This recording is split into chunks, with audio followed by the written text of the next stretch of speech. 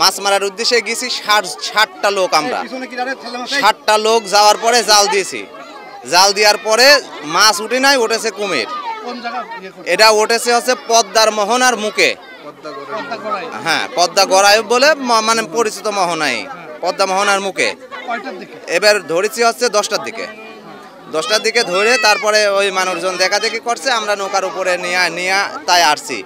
এখন আমার একটাই আবেদন যে সরকারের কাছে আমরা এই জিনিস জমা দেবো। কুমির ধরা পড়ছে, যখন জাল তুললাম তখন দেখছি কুমির উঠছে, আমরা মনে করছি মাছ উঠছে। এবারটা পরে হচ্ছে দেখছি যে উঠছে কুমির, 10 ফিট লম্বা আর 104 মণ ওজন হবে। নিয়ে আসলাম নৌকার উপরে, এইরকম জাল মাছ সবাই টাইনে উঠায়, তারপর এখানে আনলাম হচ্ছে ফেলুটারে করে হচ্ছে উঠাই নিয়ে এই জায়গায় নামালাম। মাছ ধরতে গিয়েছি ভোরবেলা মাছ ধরতে গিয়েছি, যাই আপনার মাছ মারা উদ্দেশ্য জাল পাতা। এবার ধরেন মাছ তো পড়িনি, লাস্টে মনে করেন কুমির বাঁধেছে, আমরা কুমির ধরিয়ে নৌকায় তুলি মনে করেন তালবাড়ি ঘাটে আইছি, লাস্টে ফেলুটারে করি আপনার টেঙ্গাই নিয়ে আইছি। না না না, ভয় কিসের?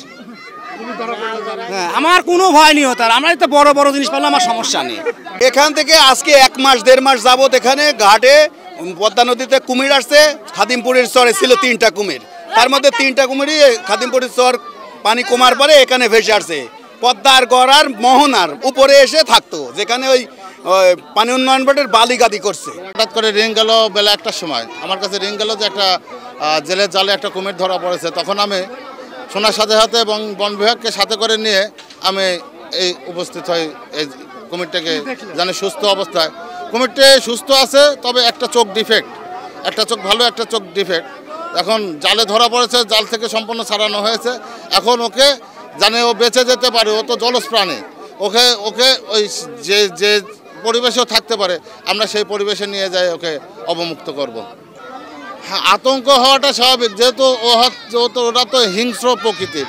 কিন্তু যে কটা কুমিরের সাথে দেখা হয়েছে এদের ভিতরে কিন্তু হিংস্রতা পায়নি, যেহেতু যে জায়গাটা এর আগে কুমিরটা ছিল, কুমিরগুলো ছিল, সে একটা কোল, ওই কোলের ভিতর ছেলে পেলে কিন্তু নিয়মিত ডুব দিয়ে মাছ ধরতো, গোসল করতো। যখনই দেখতে পেরেছে তখন থেকে কিন্তু আর কোলের ভিতর কেউ নামে নাই। যদি ও ইচ্ছা করতো তাহলে তখনই ও আক্রমণ করতে পারতো। তো সেই ধরনের আচার আচরণ ওর ভিতরে পায় নাই, হিংস্রতাটা কম। কিন্তু মানুষ দেখে মনে করছে যে হিংস্র, আসলে কুমির তো হিংস্র। আমরা এটা নৌকায় করে নিয়ে যাব, নিয়ে যাই মানে নিরাপদ অনেক দূরে, এখান থেকে যেখানে পদ্মার যেখানে গহীন, সেখানে আমরা ওকে নিরাপদ স্থানে অবমুক্ত করব।